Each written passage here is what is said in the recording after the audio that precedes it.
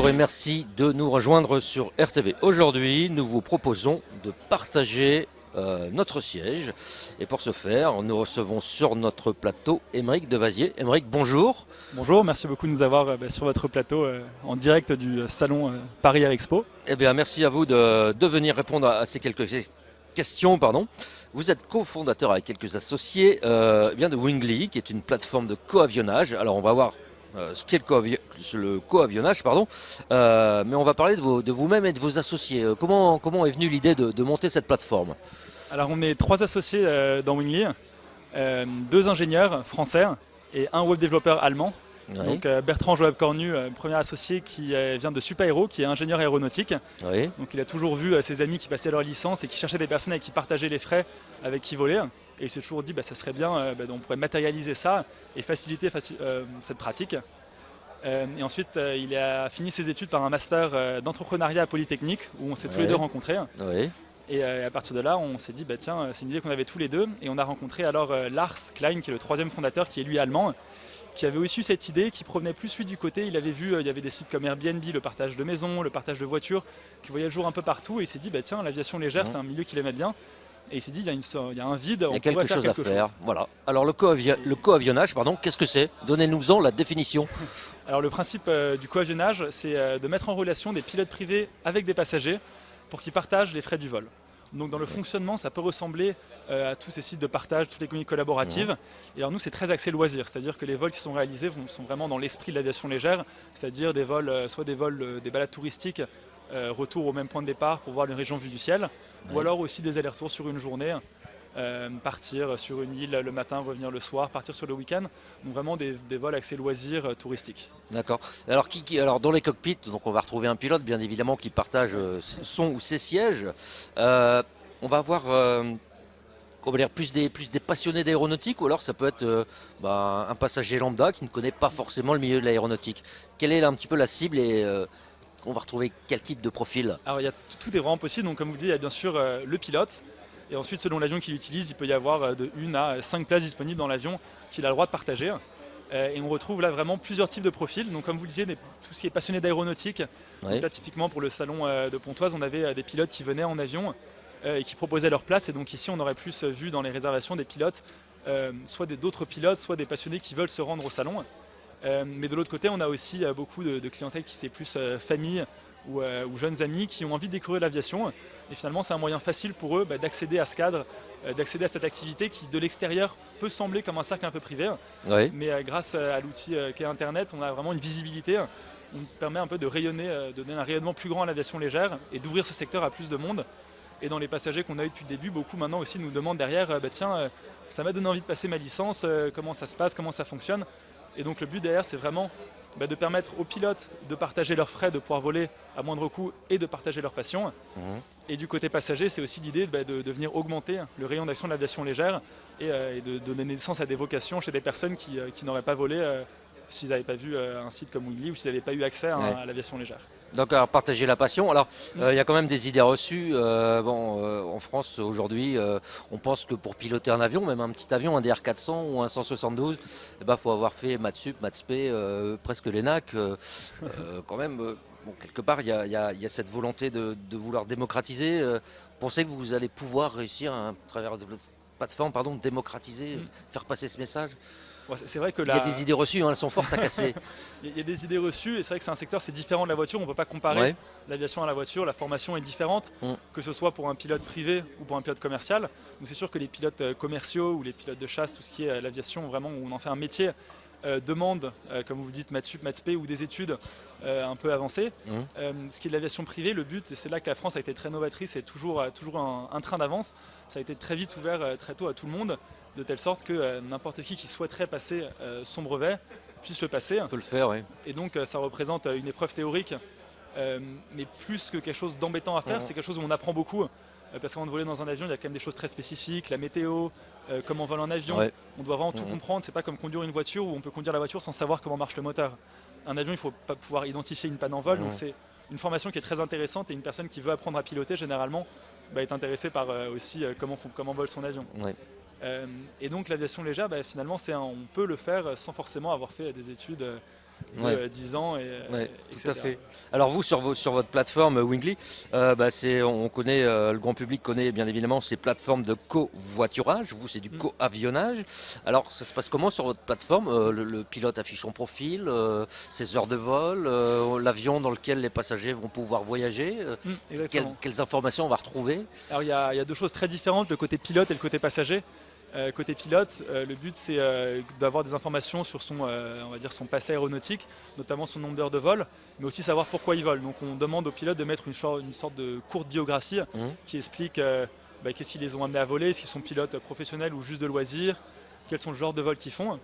Et ils vont aussi donner leur licence et leur certificat médical. Et ça, c'est des informations qu'on peut transmettre aux passagers, c'est-à-dire on peut leur dire voilà, il a bien uploadé sa licence et son certificat médical, et on communique aussi le nombre d'heures de vol du pilote. Donc le but, c'est d'avoir une transparence maximum, de telle sorte que quand le passager arrive sur la plateforme, il soit conscient, voilà, tiens, je vais voler avec un pilote qui a 200 heures ou alors qui a 100 heures, etc. Côté passager, les informations sont un peu différentes. Là, c'est plus un profil classique avec une photo, une petite description. Et c'est très important, c'est que sur les deux profils, dès qu'un vol a eu lieu, dès qu'un partage a eu lieu, chacun va noter l'autre utilisateur. Et donc ça permet vraiment de créer une communauté de confiance. Et c'est vraiment ça le but d'un site d'économie collaborative comme Wingly. C'est que c'est une communauté vraiment qui crée sa confiance. Et c'est au fur et à mesure de l'utilisation que les utilisateurs se créent une réputation et que les autres utilisateurs se font confiance, puisqu'ils savent que d'autres personnes sont passées avant eux et que ça s'est bien passé, ça s'est mal passé. Alors, comment faire changer les mentalités justement à travers une plateforme comme la vôtre? Demain, des passagers qui ne connaissent pas forcément tous les us et coutumes et tous les aléas de l'aéronautique, une dégradation météo par exemple en cours de vol, ou un vol qui ne peut pas se faire parce qu'à destination la météo ne permet pas d'atterrir, ou on n'a plus de conditions VFR ou autre, certains clients pourraient ne pas le comprendre. Comment vous allez pouvoir lisser tout ça? Exactement, ça c'est une chose qui nous est souvent demandée. Et le but, c'est vraiment de mettre dans l'avion deux personnes qui sont conscients du risque de l'aviation légère et des contraintes.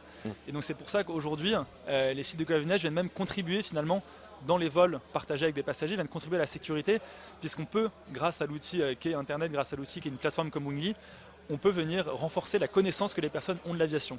Donc le process d'inscription sur le site donne des messages automatiques et obligatoires aux passagers en termes les contraintes vraiment pures et dures qui sont l'annulation pour cause météo, le déroutement. Et donc on leur explique bien que dans le vol qui va se passer, le pilote n'est pas pas forcément commercial, et donc il reste toujours le seul maître à bord. Donc vraiment c'est garant de la bonne décision, on décolle, on s'arrête. Le pilote qui prend sa décision, et s'il y a un grand ciel bleu sur l'aéroport de départ et que le pilote ne veut pas partir, il a ses raisons et donc on l'écoute. Alors le co-avionnage, vous, d'autres plateformes, c'est principalement en avion, on peut demain l'imaginer en hélico ou en ULM sur du biplace? Alors aujourd'hui, la réglementation européenne est très claire, c'est limité à des avions qui sont appelés à motorisation non complexe. Donc ça contient tous les avions inférieurs à 5,5 tonnes en termes de masse max au décollage et les hélicoptères inférieurs à 3,7 tonnes en max au décollage. Donc on peut imaginer des hélicoptères, on peut imaginer les avions jusqu'à 6 places et on pourrait imaginer les ULM aussi. C'est des choses qu'il faut intégrer les unes après les autres. Aujourd'hui on s'occupe vraiment d'intégrer l'aviation, les avions certifiés. Les ULM aussi pourront sûrement voir le jour, pourront se voir sur la plateforme un jour, mais demanderont aussi un autre travail en termes quels ULM accepter, quel minimum d'expérience demander aux pilotes. Donc aujourd'hui c'est vraiment réservé à ce qui est hélicoptère et avions certifiés. Et dans le futur, selon le travail qu'on effectue avec les autorités, pourquoi pas... ça pourra se développer sur d'autres types d'aéronefs, tout à fait. Alors nous, on a joué les clients, on est allé un peu sur votre site. Et effectivement, on a vu qu'il y avait beaucoup de sièges inoccupés sur la proposition des vols. Cela dit, on se rend bien compte qu'il y a une réelle offre, il y a beaucoup de trajets qui sont proposés, mais... il y a peut-être un petit déséquilibre, il n'y a peut-être pas assez de demande encore. Pourquoi? Parce qu'en termes d'information, c'est pas encore assez connu. Il y a une notion peut-être de manque de confiance. Alors on est encore une très jeune société, on s'est lancé il y a même pas un an. On a fait face à quelques problèmes réglementaires, notamment au niveau des syndicats et avec la DGAC en France. Des problèmes sur lesquels on travaille beaucoup et qui s'éclaircissent peu à peu. Ce qui fait que le marché français n'est pas forcément le marché référence aujourd'hui pour le co-avionnage et qu'on s'est lancé aussi en Allemagne et que le marché allemand marche quand même beaucoup mieux. Et aujourd'hui, l'offre précède la demande, puisque dans la première phase, notre but était d'acquérir une communauté pilote qui véhicule l'offre. Aujourd'hui, maintenant qu'on a atteint vraiment une offre qui est plus qu'honnête, on met beaucoup plus de budget dans ce qui est marketing commercial côté passager, justement pour venir réussir à combler ces vols. Aujourd'hui, les vols, il y en a environ 40% qui sont réservés. Et il n'y a même pas 3 mois, on était plus dans les 20%. Donc on voit qu'on a commencé à changer, on commence à inverser la tendance. Et le but, c'est d'arriver à faire grandir dans le futur ces deux masses en parallèle une fois qu'on aura atteint le bon ratio, qui pour nous doit être aux alentours de 15% de pilotes pour 85% de passagers, pour optimiser les remplissages des avions. D'accord.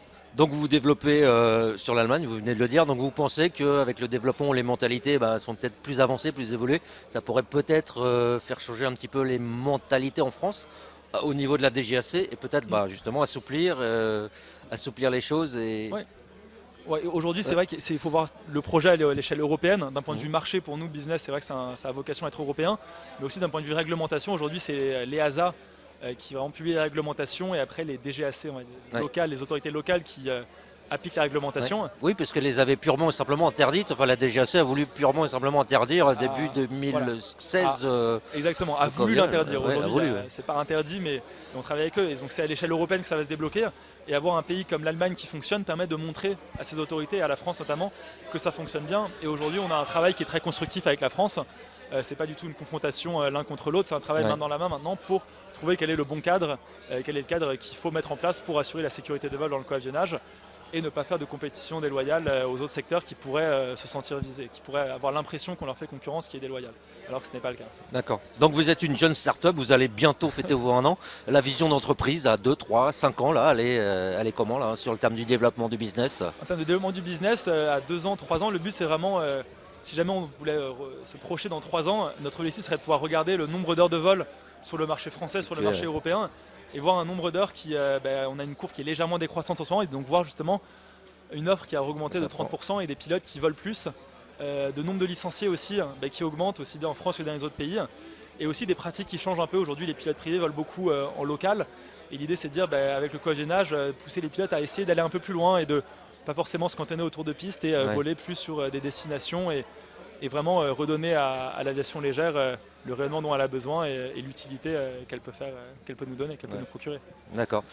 Écoutez, donc le co-avionnage, Wingli, Aymeric Devazier, vous êtes donc le cofondateur et le responsable du développement. Il y en a qui pensent que c'est une fausse bonne idée. Nous on y croit et on vous souhaite gentil, plein de bonnes chances et on vous suivra et on viendra vous revoir pour voir comment vous évoluez. On est persévérant et on va continuer à mettre en avant l'aviation légère et essayer de la démocratiser et l'ouvrir au plus de monde possible. D'accord. Merci Aymeric. Merci.